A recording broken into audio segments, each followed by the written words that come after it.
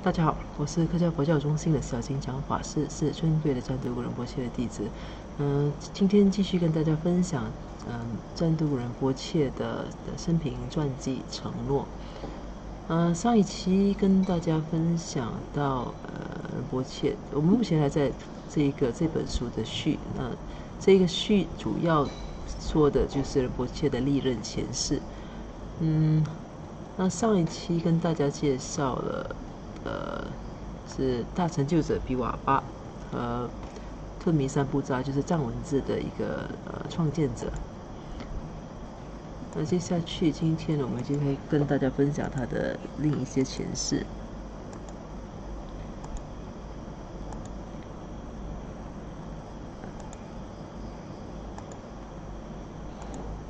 好，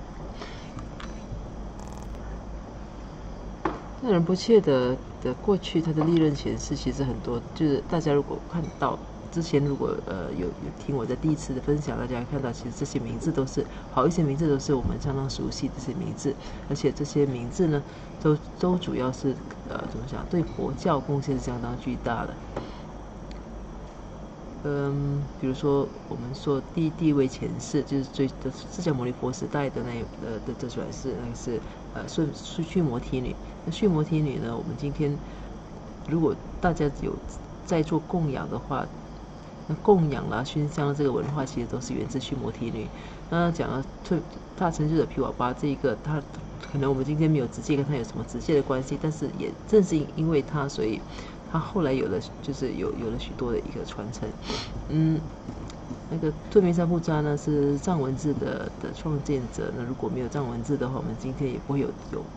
就没有办法有怎么说呢？来学习这个西藏佛教。那接下去呢，藏王赤松德赞。那藏王赤松德赞也是一个也是在佛教史上是一个举足轻重的人物。那大家如果知道的话，西藏有三个法王，在早期的西藏。那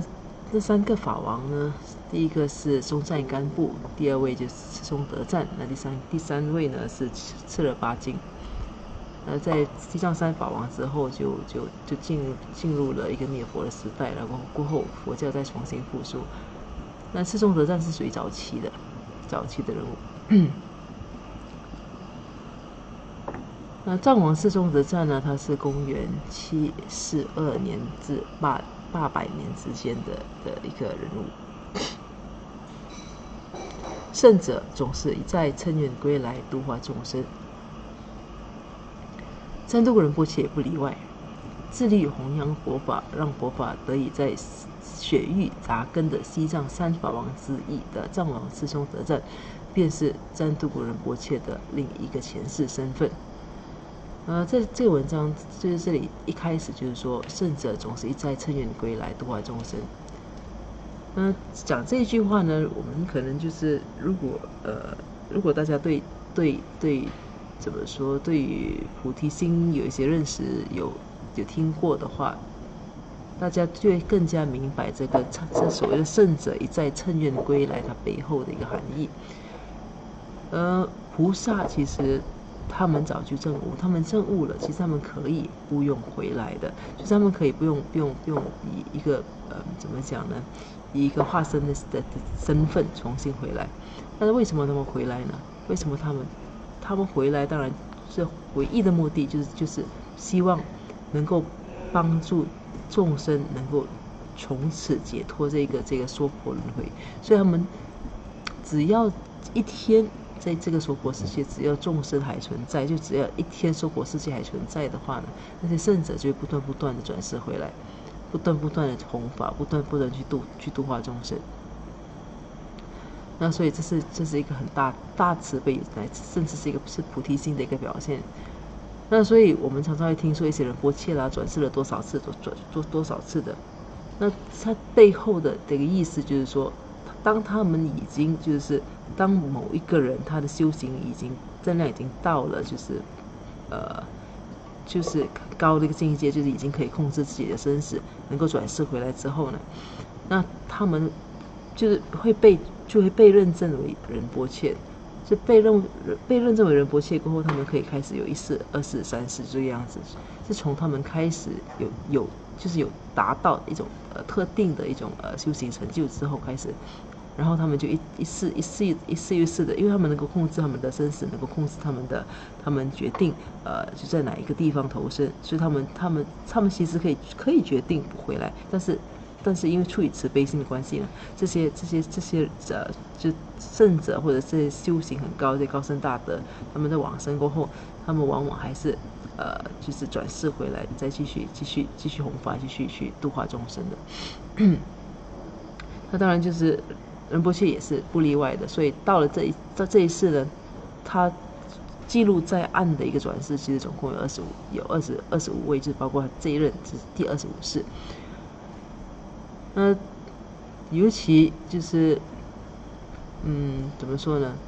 在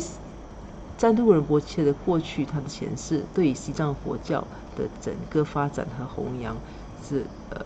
所扮演的角色是非常关键的。那接下去跟大家分享的怎么说呢？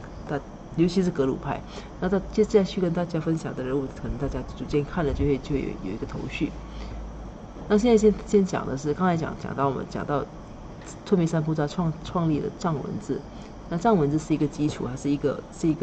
就是我们记录佛经所使用的，也算是一种工具类的。那有了这个之后呢，就来到现在这个藏王赤松德赞。赤松德赞呢，他是大力的弘扬推广佛法和弘扬佛法。那我们现在继续跟大家分享他在世的时候，他究竟对佛法有些什么样的贡献。在古时候，藏王赤松德赞成功抵御外来的军事入侵，并且扩大其领土，更光复了昔日藏王松赞干布时期的辉煌。赤松德赞最为知名的伟绩，是他致力护持佛法的弘扬，将济护大师、莲华生大师及莲华戒大师等众大师们请来藏地说法，让佛法初次在藏地传开。赤松德赞他怎么说？他在军事上的成就，怎么说？他主要是成功抵御外敌，他扩大自己的领土，就是没有让自己的领土被敌方所侵占。那在他的统治底下呢，这个西藏的曾经一度是非常就是怎么说呢？整个领土啊，就是整西藏王国，当时所谓的西藏王国，那是他的成就相当辉煌的。那但是这个赤松德赞呢，最知名的业绩，其实我们知道西藏今天之所以会让全世界的人们所知道，主要是因为有达赖尊者这一个人物，他曾经就是取得了就是诺贝尔和平奖。另外呢，其实就是西藏佛教了。那所以这个赤松德赞呢，他当时他在任期间呢，他请了济护大师啊、莲华生大师、莲华戒大师过来，那从此就开始有了西藏佛教的这个传承。随后，赤松德赞在济护大师的引导下，创建了藏地的首座佛教寺院桑野寺。桑野寺后来成了佛教事业的重地，也见证了西藏佛寺首批僧伽众的剃度仪式。要盖建如桑野寺这样一座殊胜的佛寺，过程难免出现诸多障碍，而这些障碍都源自于信奉白哈尔神灵的本教务师法，使得桑野寺无法竣工。于是赤松德赞请来印度佛教大师莲华生大师降服白哈尔，自此白哈尔变成了今日众所周知的佛教护法聂冲。聂冲或者是乃琼曾向莲华生大师发誓，将保护佛教行者免于内外密之障碍。那这一段就是说，当时赤松德赞我们之前说过，赤松德赞请了印度的佛教大师过来，那他请了济护大师过来之后呢，济护大师就建议他在藏地，就是说他可能应该就是他要希望藏地的佛法能够发光，能够弘扬的话呢，那济护大师就建议他在藏地建立首一座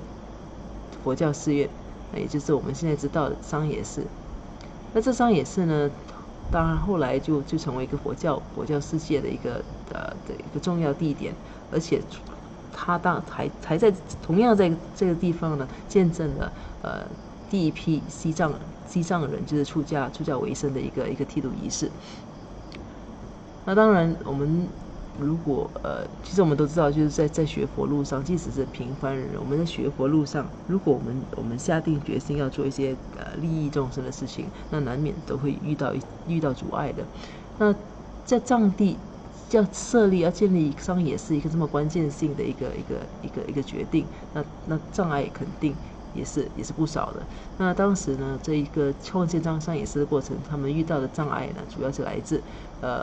就是来自一些本教的巫师施法。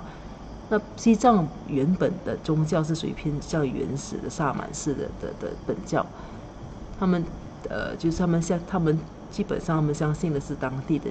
神灵，而不是证悟者。所以当西藏佛教开始就是当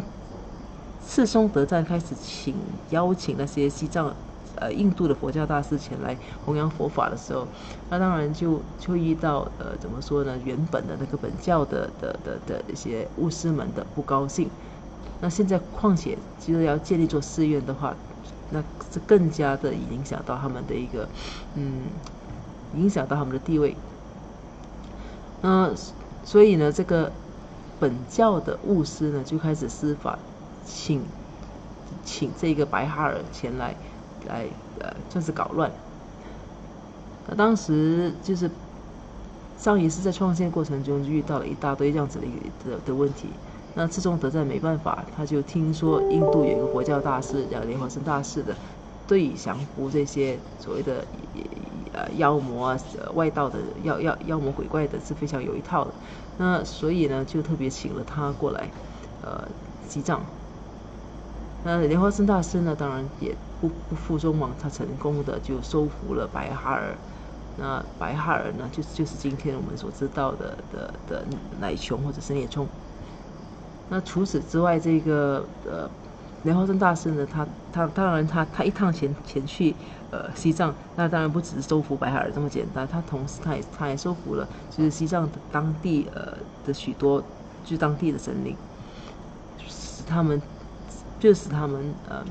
成为佛教护法。那些都是一些在世间，就是那些世间的佛教护法，他们是因为答应了莲花生大师所以发誓要守护佛法的。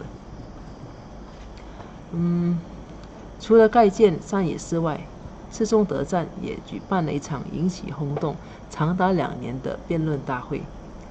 辩论的缘起是赤松德赞认为汉地禅师摩诃延所宣说之法具误导性，于是就请来印度佛教学者莲花戒大师与摩诃延禅师进行辩论。莲花戒大师的获胜，让西藏重新将印度视为唯一的佛法纯净发源地。这赤松德赞当然他的整个他的重点就是他的愿望之意，就是要弘扬，就是要在西藏把佛法弘扬开来。那所以他请了济护大师来给他建议呢，济护大师就建议他建桑野寺，所以他就开始创建桑野寺。那在创建桑野寺的过程遇到本教神灵的一些捣乱，他就请来莲花生大师。在莲花生大师，至于莲花生大师的故事，大家也都相当清楚。他是后来创建了西藏佛教宁玛派的创始人。那所以早期的西藏怎么讲呢？早期在西藏，大家最初也都是跟随这一派的一个传统来怎么说来学习的。那除了创建这个桑野寺之外呢，赤松德赞当然他也要奠定西藏佛教的整个方向和基础。那因为早期文成公主到到西藏去的时候，就远嫁到西藏去的时候，他也带了好一些汉地的一些佛教经典。那可能也因为这样子的关系呢，他们西藏跟汉地之间常常都有一些，就是会有一些来自就是汉地区的僧人到西藏去，可能去弘法。那又同时呢，又有来自印度的学者或者大师到藏地弘法。那这种情况可能就会导致就是整个佛教的一种信仰上的一种混乱。那当然，我们不是说藏地佛教、西藏佛教、印度佛教和汉传佛教有，就是我们并不是在说他们是不一样的，只不过说是方式上可能有些不一样。那对一般人来说呢，在学习上可能有些困难，所以可能因为这样子的关系呢，智忠德赞他就特别请来了来自中国就是汉地的摩诃延禅师，以及来自印度的莲花戒大师，他们进行辩论。那这场辩论呢，其实长达2年，这就是非常历史上非常著名的一场辩论会。这一场经过很激烈的一场的辩论之后呢，最终当然，最终是莲花戒大师获胜。我刚才说当然的意思，是因为我们从今天所看到的西藏的佛教经典，大家都可以看到很浓厚的一个印度的影子。所以可见当时这主要是因为当时莲花戒大师获胜了，所以这个藏王赤宗德赞呢，就从此决定选择以印度的佛教作为他们主要的唯一的参考对象。那这个就当然就是以它等于是为西藏佛教日后的发展奠定了基础。那这就是藏王赤宗德赞。左边的图呢，就是这就是藏王赤宗德赞的一个唐卡。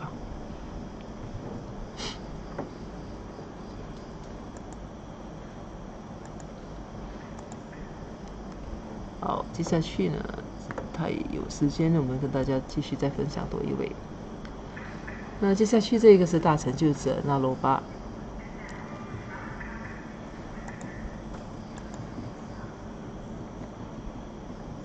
大成就者那罗巴是公元1016年至1100年的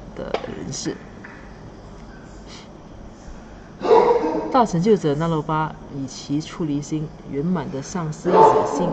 以及能把行者带上正悟速道的无暇教诲而闻名。以此作为背景，赞杜布仁波切纯净无垢的上师意识心就不让人那么感到意外了。因为大成就者那罗巴，这是仁波切转世传承中的第5个转世。这个大成就者那罗巴呢，他怎么说？他最广为人知，或者是说最红的故事呢，是他跟他上师，他就追寻上师的一个过程。那所以他最让人津津乐道，或者最让人尊敬的其中一个特点呢，就是他的上师意识心。那当然还有刚才我们说到，就是能把行者带上正悟速道。那什么叫能把行者带上正悟速道？我们大家知道，如果要一般人要在娑婆轮回要达到正悟的话，其实是很难的。你甚至是经过了三大阿僧祇劫，也没有办法能够得到正悟。那但是某一些法门呢，却能够让人在一世之内，或者是短几世之内就能够成佛。那这样子的法门呢，就是我们刚才说的叫将把行者带上正悟速道。那这里呢讲的是那罗巴所教的哪一些教诲呢？这个我们大家再继续念下去，大家就会知道了。那罗巴出生在普拉哈里一个贵族家庭中，但他最终舍弃荣华富贵，前去那烂陀寺追求解脱之道，更在那里接受比丘戒，以及长达10年的严谨佛法训练。后来虽然他已晋升为那烂陀寺地位最高的4大教授之一的大班智达，但为了寻找丧失帝罗巴，那罗巴还是毅然放下一切，踏上寻师之途。那罗巴会有这样的决定，是因为他受到一位有空行母发现了老太太的启发，进而了解，即使自己精通佛理，也不等同于拥有证悟悉地。那这一段讲的是那罗巴的一些生平。他说那罗巴生长的地方，他其实生长在一个贵族家里，但是就像一些的大成就者一样，就是他们对这些荣华富贵其实是完全不在意的。所以那罗巴呢，他也选择舍弃荣华富贵，到那烂陀寺追求解脱之道。那在古印度，那烂陀寺是非常出名的，它是一个主要的一个佛法的一个算是发源地。那罗巴呢，在那里追求解脱之道，而且在那里受戒出家。那经过了很多年的严谨的训练，他虽然当时这情况就很像刚才我们提到的比瓦巴的情况，他当时呢已经晋升为那烂陀寺地位最高的4大教授之一，已经有了大班智达的称号，但是他为了要找寻他的上师帝罗巴，他还是毅然放下一切。那这个呢，对，那个那罗巴呢，他会有这样子的决定，也是因为主要是来自一个空行母发现的老太太给他的一个启发。那这个情况跟大家之前看到的那个就是那位比瓦巴也是一样的，就是他在修行的路上，就是到了一个点，他觉得自己有点卡住了，就是即将放弃之际，就有空行母出现来给他指点。那这那罗巴也是一样，他怎么说？他的学术成就非常高，但是还是有空行母出现，就来点醒他说，就是学术成就啊，即使他多么精通佛理了，其实是跟证悟是不一样的，跟证悟是算是两回事。所以那罗巴听从了这些空行母发现的老太太的一个意见之后，就决定放弃他所有的荣华富贵以及他的地位，就怎么说呢？就到处去找寻自己的上司。因为其实他一听到帝罗巴的名字，他就心里面自然的升起了敬意。那所以他就是到处去追随这个帝罗巴，而且整个过程中呢，还怎么说？整个过程中就经历了许多的相当戏剧性的一些转变。那接下去跟大家继续分享他找到帝罗巴之后的事情。为了找寻帝罗巴，那罗巴走遍了整个印度，而找到帝罗巴之后，那罗巴得到的却是多年的拒绝、毒打和惩罚。唯有在那罗巴经受破除我慢的12次大苦行及12次小苦行之后，帝罗巴才开始传授他教诲。后来那罗巴在12年之内便圆满成就了大手印法。那罗巴其实他当时他听到帝罗巴的名字呢，他就肃然起敬，他立刻就知道这个人是他所要找寻的上师。但是当然帝罗巴呢，他是一个类似瑜伽士这样子的一种表象出现，虽然是到处流浪的。那为了找寻这位帝罗巴呢，那罗巴走遍了整个印度。那走遍印度找到帝罗巴之后，这故事还没有因为才是故事真正的开始。因为他当时得到，其实帝罗巴并没有直接把他收为弟子，而是不断的拒绝他，不只是拒绝他，还毒打他，就是给他惩罚。那主要目的就是要削除他的一种我慢。所以那罗巴呢，总共经过了12次的苦行和12次的小苦行。经过了这些之后呢，那个帝罗巴才开始传授他教诲。那就像就像皮瓦巴一样，那个那罗巴呢，他等了那么多年，终于等到上师，就是也经过了这么多年的严苛训练。所谓的训练，其实就是不断的去打醒他，去除他的我执。所以他终于当上师，就是当帝罗巴觉得他终于是一个适合弘法的一个接受传承教诲的一个法器之后呢，才传授他教诲。那这位那罗巴呢，在得到这些教诲之后呢，在12年之内就已经圆满了，就是大手印法。为了找寻作为古印度84位大成就者之一的那罗巴，是西藏佛教噶举派祖师马尔巴义师的上师。除了给马尔巴受法之外，那罗巴也给自己的妹妹，或者是姐姐受法，而他最终也修成了一位伟大的瑜伽母尼库玛。那我们刚才说过大成就者，那这位那罗巴呢，也是古印度的84位大成就者之一。而且他的上师是马尔巴义师，不是错了，不好意思，他是马尔巴义师的上师。那马尔巴义师又是谁？马尔巴义师是西藏噶举派的祖师。那这个那罗巴呢，他除了给马尔巴受法呢，他也给他自己的弟弟。有些资料显示是他姐姐，还甚至有些资料显示是说是他的妻子。那反正最重要的是，他也给他身边的人受法。那其中一位就是这位最终也修成了伟大的瑜伽母尼库玛。此外，那罗巴更是金刚瑜伽母密续之父。他曾亲见以金刚瑜伽母像示现了金刚亥母。当时金刚亥母是于那罗巴一个以圣乐金刚密法为基础的新密法之灌顶。正因如此，这位殊胜的佛母也被称为那罗空行母或那罗卡措。那罗巴给世人留下了珍贵的那罗六法和威力强大的金刚瑜伽母密续，后者是对现在修行者最为有效的其中一个修持法门。那罗巴，我们刚才说过，那罗巴他有教授一些就是让人家能够证悟的术道。那其实所谓这个术道呢，这就是金刚瑜伽母密续。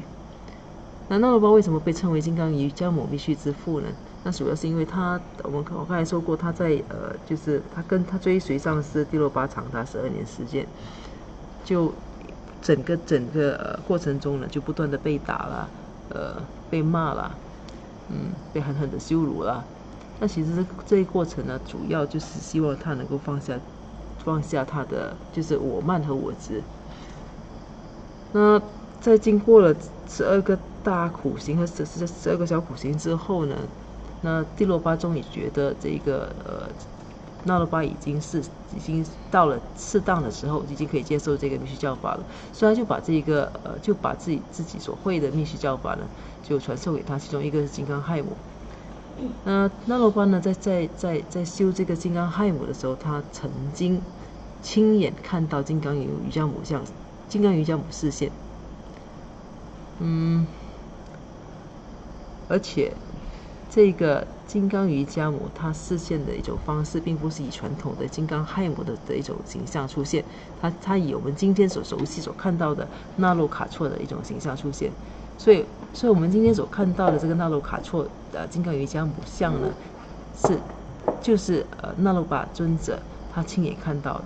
那不只是这样子，那金刚亥母就是让他看到这个金刚瑜伽母的一个形象之后呢，他还传授他这个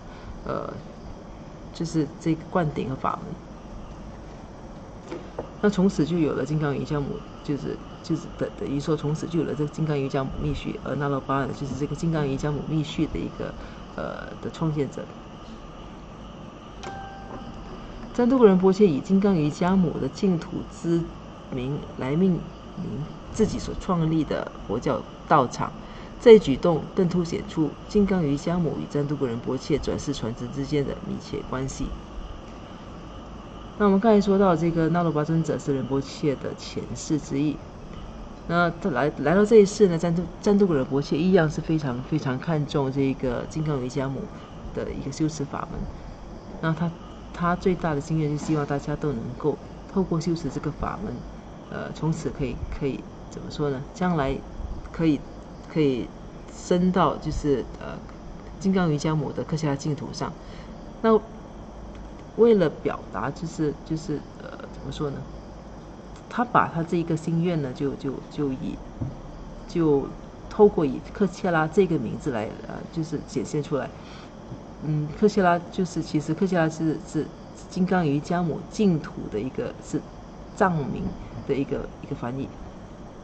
直译。所以克切拉佛教中心的成立，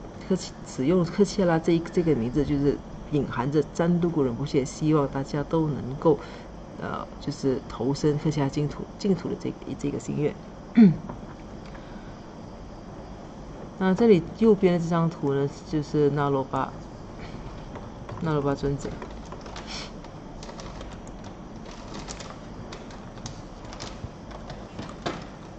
好，那时间的关系，我们到这里，今天呢的分享就到这里为止。在结束之前，我们同样给大家一起做个回向。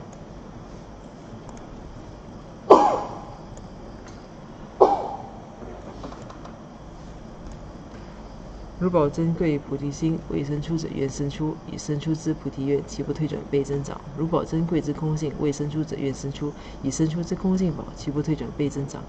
愿此修一切功德，利所有众生诸法弘。显明至尊三位名称师，所持佛法信仰诸圣教。我愿世世不离真上师，我愿随时享有圣正法，并于地道功德圆满后，迅速证得金刚持果位。愿我正持善根地，收集成就上师佛，一切众生尽无余，心灵安置施佛地。愿弘扬中喀巴法王正法理则记，直系障碍之征兆，一切顺缘皆圆满。我及他人之三世，一子相属二之矣。祈愿三会名称佛，教法永驻，圣增长。愿昼吉祥，夜吉祥，昼夜60恒吉祥，一切世中皆吉祥。我愿三宝常摄受。至尊上师身受永稳固，妙善法业普及遍十方。上月教法聚光照三域，众生未尽其行，恒常住。好，谢谢大家，我们下一次再见。